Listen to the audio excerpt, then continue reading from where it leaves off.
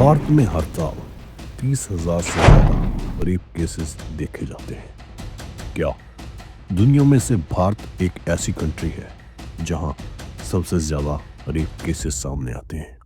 ये बात सोचने पर इतनी मजबूर करती है और हैरान करने वाली बात यह है कि भारत की जनसंख्या की तरफ अगर हम देखें तो 140 करोड़ के पास भारत की जनसंख्या है। जिसको लेकर अगर बात करें तो दुनिया में से सबसे ज़्यादा जनसंख्या वाला देश भारत बन जाता है। और अगर केसेस की बात करें तो ऐसे केसेस और भी कंट्रीज़ में देखने को मिलते हैं, लेकिन शायद भारत की जनसंख्या के अकॉर्डिंग अगर देखें तो इतने ज़्यादा केसेस भारत में देखने को मिलते हैं। दूसरी बात सोचने पर मजबूर ये करती है कि भारत में इतने ज़्यादा रेप केसेस क्यों होते हैं। क्या भारत के लोगों का जो दिमाग, जो सोचने की शक्ति है, वो इस कदर काम करती है कि उनको समझ नहीं होती कि वो कर क्या रहे हैं। ऐसी ही बातों को लेकर आज हम वीडियो बनाने जा रहे हैं, क्योंकि भारत में बहुत सारे ऐसे केसेस आए हैं जिसमें विक्टिम को बलात्कार करने के बाद मार दिया जाता है और ऐसे केसों को लेकर बहुत सारे दोषियों को सज़ा हुई है। क्या सारे दोषियों को फांसी की सज़ा हो चुकी है या नहीं, ये जानना बहुत ज़रूरी है। क्योंकि अगर हम बात करें रिसेंटली केस जो कोलकाता में हुआ है, अगस्त 8-9 तारीख 2024 को जो केस कोलकाता में हुआ है, वो रिसेंटली केस ऐसा था जिसको देखकर काफ़ी लोगों ने आवाज़ उठाई थी। और इससे पहले भी अगर बात करें तो बहुत सारे केसेस ऐसे होते हैं जो दबा दिए जाते हैं, या बहुत सारे केसेस ऐसे होते हैं जो लोगों के सामने आते नहीं, जिनमें कॉम्प्रोमाइज़ कर लिया जाता है। ऐसी बातें अगर किसी के सामने हम रखेंगे तभी लोगों को इस बात के बारे में नॉलेज होगी कि ये टॉपिक असल में बात करने वाला है। क्योंकि लोग डरते मारे कुछ ऐसे टॉपिक को इग्नोर कर देते हैं और उन पर बात करना समझते अच्छा नहीं समझते। क्योंकि हमारे अगर देश की बात करें तो काफ़ी कम्युनिटीज़ ऐसी हैं जो इसमें बात करने को बुरा समझते हैं, और इसीलिए अगर हम बात करें तो इस बात पर ज़्यादा से ज़्यादा टॉक होनी चाहिए ताकि लोगों को अवेयरनेस हो सके।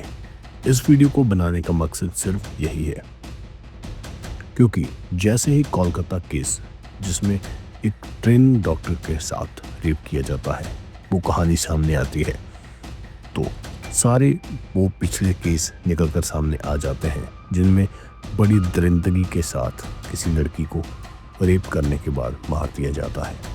और अगर हम बात करें ऐसे केसेस भारत में बहुत सारे देखने को मिलते हैं। इंडिया टुडे की एक रिपोर्ट की माने तो हर साल भारत में 30,000 से ज़्यादा रेप केसेस सामने आते हैं।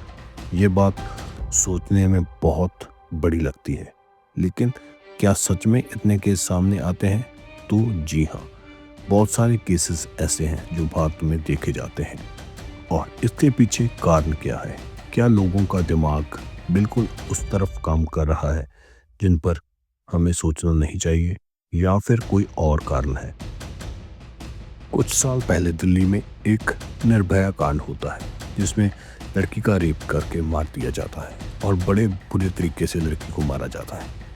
और अगर बात करें तो उसके दोषियों को फांसी हो चुकी है या नहीं, तो इसके बारे में जानना भी ज़रूरी है। क्योंकि अगर हम अपने देश की जो कानून की बात करें तो कानून में लोगों का ये सोचना होता है कि अगर कोई ऐसा गुनाह करता है तो उसको फांसी की सज़ा दी जाए, तो लोग इसको बड़ी सज़ा मानते हैं कि दोषी ने गलत काम किया था और उसको फांसी देकर मार दिया गया। क्या ये सही है या नहीं? और अगर हम दूसरी तरफ बात करें कोलकाता केस की, जो रिसेंटली कोलकाता में केस हुआ है जिसमें ट्रेनिंग डॉक्टर को रेप करने के बाद मार दिया जाता है, और बहुत सारी कहानियां बाद में निकलकर सामने आती है कि इस वजह से लड़की को मारा गया। अगर हम देखें तो शायद जो भेदभाव लिंग में किया जाता है भारत में, उसको लेकर भी ये बात सामने आ सकती है कि लोगों में शायद इस बात का भी ख्याल होता है कि लड़कियां कम हैं और लड़के ज़्यादा। हमारी मेंटालिटी जो इंडिया की है, इंडिया के लोगों की है, शायद इसी कारण भी इंडिया में ऐसे केसेस आते हैं। और अगर हम क्लियरली बात करें तो जो अभी केस हुआ है उसमें क्या होता है, उसमें जो ट्रेनिंग डॉक्टर होती है वो जैसे ही सोने जाती है अपने सेमिनार हॉल में, वहाँ पर एक दरिंदा जो कि शराब के नशे में वहाँ पर आता है, जो कि वहाँ पर ड्यूटी कर रहा होता है और उस लड़की को मार देता है। और लड़की के साथ दरिंदगी होने के बाद, लड़की को मारने के बाद वो आराम से जाकर सो जाता है। और सीबीआई इस पर काम कर रही है और जल्दी ही इस केस का निपटारा होने वाला है। लेकिन अगर हम बात करें, इस केस से पहले बहुत सारे केसेस और भी भारत में ऐसे हो चुके हैं जिसमें लड़की को रेप करने के बाद मार दिया जाता है। इस सारी कहानी को समझने के लिए हम थोड़ा पीछे जाते हैं, क्योंकि जिन लोगों ने इस पर चर्चा की है, जिन लोगों ने इस टॉपिक पर रिसर्च की है, अगर हम उनकी बात करें तो बहुत हैरानीजनक खुलासे होते हैं जो शायद आम इंसान ने कभी सोचे भी नहीं होंगे कि जो लोग रेप करते हैं उनके दिमाग में तब क्या चल रहा होता है और ऐसा क्या होता है जो उन लोगों को ऐसा काम करने के लिए मजबूर करता है। 1976 में एक पीएचडी स्टूडेंट जो कि इस टॉपिक पर रिसर्च कर रहे थे, जिनमें रेपिस्ट को उन्होंने इंटरव्यू करना था, इसके लिए उन्होंने एक एडवर्टाइजमेंट जारी की जिसमें उन्होंने रेपिस्ट का इंटरव्यू लेने के न्योता दिया सबको जिन्होंने कुछ ऐसा किया था। और उनको शायद इस बात की उम्मीद नहीं थी कि कोई कॉल करेगा। रिसर्चर थे सैमुअल डी स्मिथीमैन। उन्होंने लॉस एंजलिस के कई न्यूज़पेपर में एक अजीब एडवर्टाइजमेंट दिया था। असल में बात ये थी कि वो अपनी रिसर्च के लिए रेपिस्ट को ढूंढ रहे थे जिन्होंने ऐसे दरिंदगी भरे काम किए हुए थे और वो उनकी इंटरव्यू लेना चाहते थे। इसीलिए उन्होंने ये एडवर्टाइजमेंट न्यूज़पेपर में दी ताकि जो कोई हो सके वो इंटरव्यू के लिए सामने आए और उनको ये पता चल सके कि असल में रेपिस्ट के दिमाग में चल क्या रहा होता है। और इसीलिए उनके दिमाग में ये भी चल रहा था कि शायद उनको कोई मैसेज या कॉल नहीं आएगी, लेकिन ऐसा होता नहीं। उनको 200 के करीब लोगों की कॉल और मैसेजेस आते हैं। इसी प्रकार अगर बात करें तो उन 200 लोगों में से 50 लोगों का इंटरव्यू किया जाता है और उनसे वो सारे क्वेश्चन पूछे जाते हैं जो शायद पहले किसी ने नहीं किए थे। और जो वो ये 50 इंटरव्यूज़ करते हैं उनमें जो खुलासे होते हैं वो बहुत हैरानीजनक होते हैं, जो शायद हर किसी को हैरान कर सकते हैं। ऐसा ही कुछ करती है मधुमिता पांडे, जो कि भारत में तिहाड़ जेल में जो बंद रेपिस्ट होते हैं उनमें से 122 रेपिस्ट का इंटरव्यू करते हैं, जिनमें से बहुत सारे लोग इंटरव्यू देने के लिए तैयार होते हैं और जो वो खुलासे करते हैं वो हैरान करने वाले होते हैं। मधुमिता पांडे असल में 22 साल की एक लड़की थी जिन्होंने इसके बारे में जानना चाहा कि रेपिस्ट के दिमाग में क्या चल रहा होता है, और इसलिए उन्होंने परमिशन लेकर 122 रेपिस्ट की तिहाड़ जेल में इंटरव्यूज़ ली और जो खुलासे किए वो आपके सामने जब आएंगे आप हैरान हो सकते हैं। मधुमिता पांडे और स्मिथीमैन की अगर रिसर्च के बारे में बात करें तो ये बहुत रेयर है। तो अगर हम बात करें तो इस टॉपिक पर बात तो बिल्कुल नहीं होती या बहुत कम होती है, जिसके बारे में बात अगर हो तो बहुत अवेयरनेस लोगों तक पहुंच सकती है। और अगर बात करें तो इन दोनों रिसर्चर्स की जो रिसर्च है उसमें जो बातें निकल कर सामने आई हैं वो हैरान इसलिए करती हैं क्योंकि उन रेपिस्ट के दिमाग में क्या चल रहा होता है जब वो ऐसा काम करते हैं। वो असल में शुरू से ऐसे होते हैं या अचानक उनसे ऐसा काम हो जाता है कि वो सारी उम्र पछताते हैं। और इसलिए हम अगर बात करें, हम रेप को तब तक समझ नहीं पाएंगे जब तक हम रेपिस्ट को समझ नहीं पाते कि उनके दिमाग में तब क्या चल रहा होता है।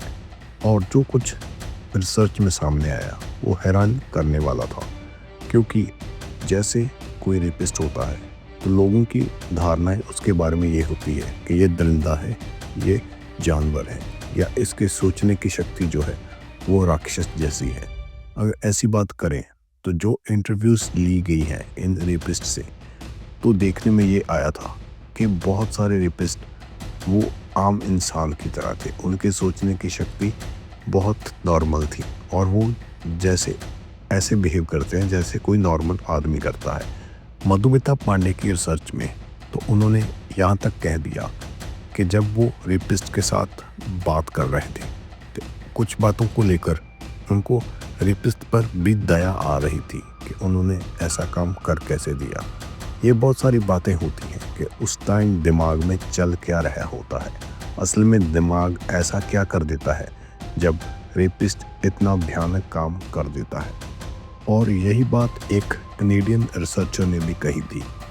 उसने जब रेपिस्ट के साथ बात की जो कि कई लड़कियों के साथ रेप कर चुका था और बाद में कईयों को मार चुका था, उससे जब बात करते हैं तो उन्होंने भी यही कहा कि वो बिहेव उनका जो था वो काफ़ी नॉर्मल था, जैसे कोई उनकी बातों से ये जजमेंट नहीं होती थी कि वो ऐसा कर भी सकता है, और उनके जब बात होती है तो उन पर तरस आता है। ऐसी बातें काफ़ी रिसर्च में सामने आई हैं।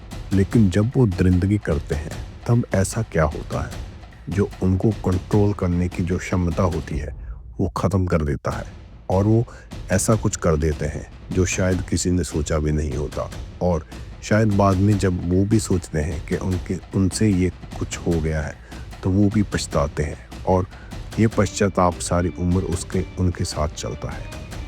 और इसी बात को लेकर काफ़ी रिसर्चर्स का ये भी कहना है कि बहुत सारी बातें ऐसी भी सामने आई हैं रेपिस्ट की जिसमें वो पछतावा नहीं करते कि उन्होंने जो किया है वो गलत किया है, वो इस बात को गलत नहीं मानते।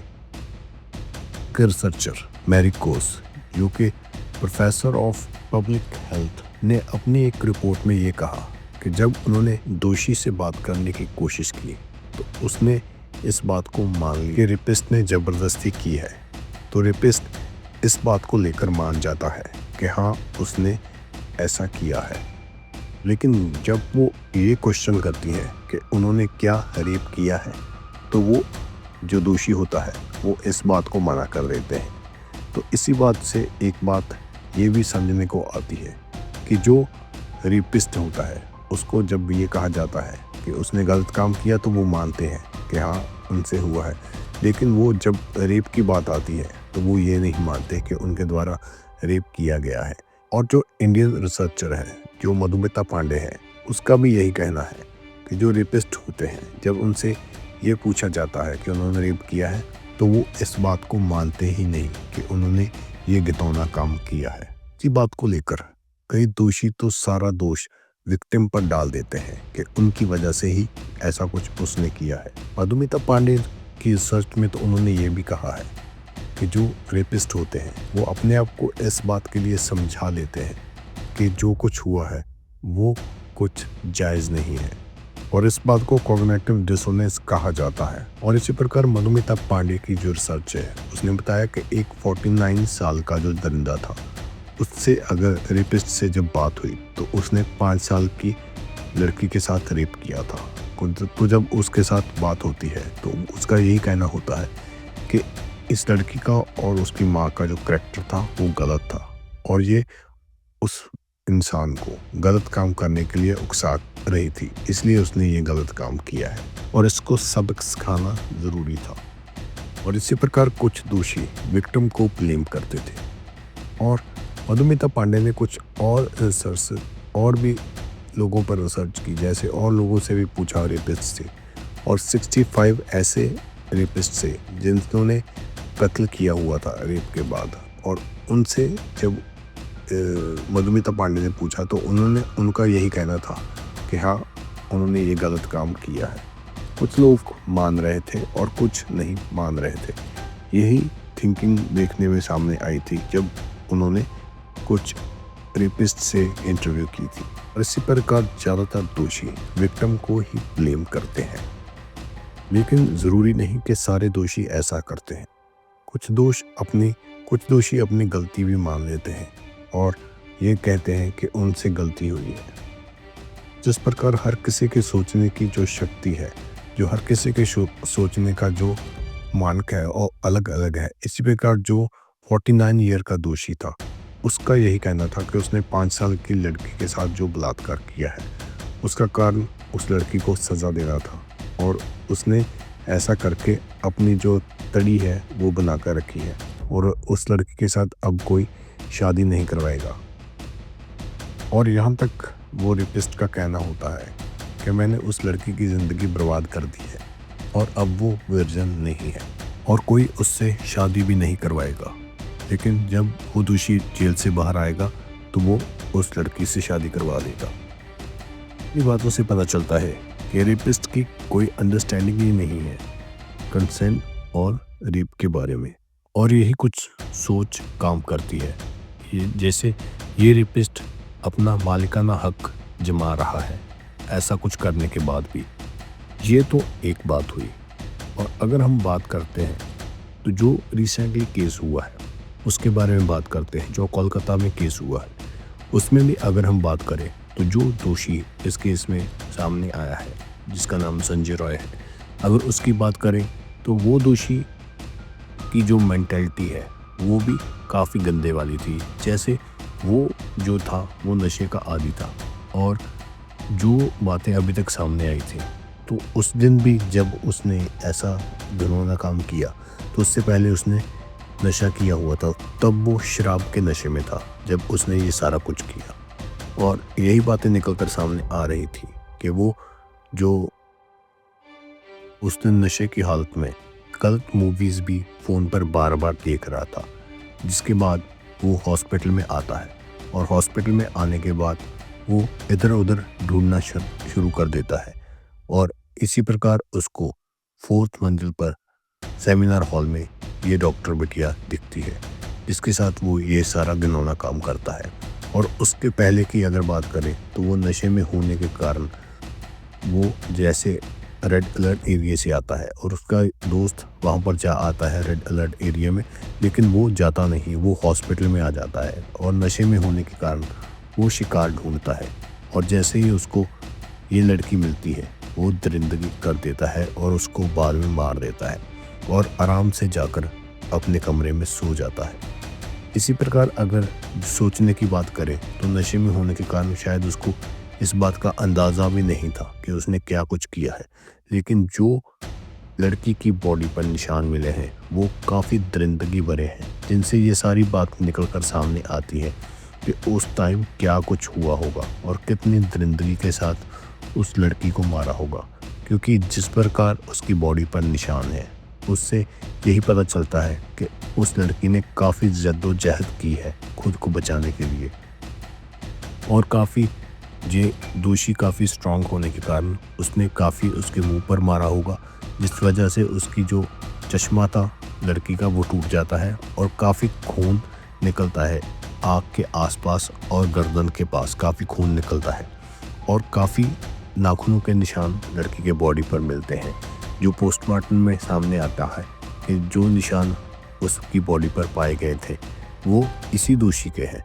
और जो और भी टेस्ट किए जाते हैं वो सारे जो टेस्ट है वो इसी दोषी के यानी कि संजय राय के पॉजिटिव आते हैं, जिससे पता चलता है कि नशे की हालत में होकर उसने ये सारा घिनौना काम किया और लड़की कुछ कर ना सके और इसलिए बाद में वो उसको मार देता है। और इसी केस को लेकर अगर बात करें तो इस केस का रिजल्ट तो आने वाला है, दोषी को फांसी की सज़ा होनी चाहिए। डॉक्टर लोग इस पर बात कर रहे हैं और ज़्यादा से ज़्यादा डॉक्टर हड़ताल पर इसलिए बैठे हैं कि इस दोषी को सख्त से सख्त सज़ा मिले ताकि आगे कोई ऐसा ना कर सके। लेकिन क्या फांसी की सज़ा बहुत है कि इस दोषी को फांसी की सज़ा होने के बाद आगे कोई ऐसा नहीं करेगा? ये सोचने वाली बात है। दोषी के दिमाग में क्या चलता है, उसको कैसे रिमूव करना है, ये बातें सोचने वाली है। हम इस टॉपिक पर बात नहीं करते, लेकिन जैसे दरिंदगी के साथ बहुत सारे भारत में ऐसे केसेस आए हैं इसके बाद रेप करने के बाद लड़की को मार दिया जाता है। ये सोचने वाली बात है। और अगर इसी केस की बात करें तो कुछ ऐसे भी माहौल बनते हैं, जैसे आरजीकर हॉस्पिटल में लड़की को मार दिया जाता है और उसके बाद जो वहाँ के पूर्व प्रिंसिपल संदीप घोष है वो सबूतों को मिटाने की कोशिश करते हैं। और कई बार ऐसा होता है जैसे जिन्होंने दरिंदगी की है उनको शायद पता होता है कि वो बच जाएंगे और कोई उसका क्या बिगाड़ लेगा। जैसे लड़कियां हैं, लड़कियां उनका क्या बिगाड़ लेंगी, इस बात को सोचकर भी दरिंदे अपनी दरिंदगी कर देते हैं। और इस बात की अगर बात करें तो आरजीकर कॉलेज में जो हुआ है उसमें जब ये सारा कुछ हो जाता है तो सुबह जब पता चलता है कि ऐसा कुछ हो गया है तो जो वहाँ का प्रिंसिपल होता है तो वो लगातार जो उस नज़दीकी एसएचओ होता है उसके साथ फ़ोन पर बात करते रहते हैं। और उसका घर, प्रिंसिपल का घर हॉस्पिटल के काफ़ी नज़दीक होने के कारण भी वो बहुत लेट वहाँ पर पहुँचता है। और इन्हीं बातों से कुछ ये भी क्लियर होता है। तो ये वाला केस तो कुछ डिफरेंट है क्योंकि इसमें कुछ ऐसा सामने आ सकता है, क्योंकि इस केस में लगता है कि शायद कुछ हॉस्पिटल में जॉब करने के कारण उस लड़की को काफ़ी कुछ पता चल गया होगा शायद कि हॉस्पिटल में क्या कुछ चल रहा है और उसको साइड पे लगाने के लिए शायद ये सारा कुछ प्लान रचा हुआ।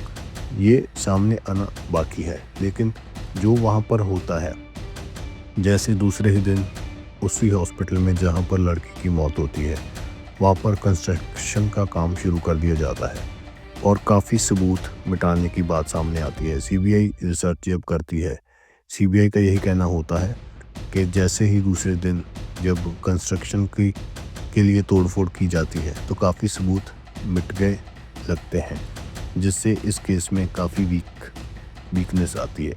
और जो वहाँ के एसएचओ होते हैं उस पर भी यही दोष लगता है कि उन्होंने किसी के कहने पर ये सारे सबूत मिटाने की कोशिश की है। और अगर बात करें तो ये केस तो किसी और तरफ जाता है। लेकिन अगर बात करें कि रेप केसेस भारत में बढ़ने का जो कारण है वो सामने आना ज़रूरी है। इस केस की अगर बात करें तो जैसे ही लड़की के घर वालों को बताया जाता है कि लड़की ने सुसाइड कर लिया है तो काफ़ी चीज़ें ऐसी निकल कर सामने आती हैं जिसमें ये पता चलता है कि इसमें कुछ ना कुछ और भी है जो लोगों के सामने अभी तक नहीं आया है। क्योंकि जो वहाँ का प्रिंसिपल है वो काफ़ी दरिंदा प्रवृत्ति का लोगों के द्वारा बताया जा रहा है। और अगर बात करें तो शायद लड़की को उस हॉस्पिटल के बारे में काफ़ी बातें पता चल गई थी जिसके लिए उसको साइड पर करने के लिए ऐसा किया हो। ये तो आने वाले टाइम में पता चलेगा। लेकिन अगर हम बात करें तो लिस बेटी की आत्मा को शांति के लिए यही ज़रूरी है कि दोषी को फांसी तक पहुंचाया जाए। और लगातार लोग भी इस बात को लेकर काम कर रहे हैं कि जल्दी से जल्दी दोषियों को सज़ा मिले और जो दोषी है वो फांसी तक पहुंचे और इस बेटी की आत्मा को शांति मिले। कोर्ट लगातार इस पर सुनवाई कर रही है और उम्मीद है कि जल्दी से जल्दी दोषी, जो कि संजय राय ही माना जा रहा है, उसको सज़ा की तरफ लेकर जाएगी और उसको फांसी की सज़ा हो जाएगी। और देखना ये बाकी है कि बाकी के दोषियों को भी फांसी की सज़ा होती है या फिर वो बच जाते हैं। ये बात सामने आने बाकी है। लेकिन अभी तक की अगर बात करें तो दोषी संजय राय ही माना गया है, जिसको के द्वारा ये बातें निकल कर सामने आई है कि उसने नशे की हालत में ये सारा कुछ किया है।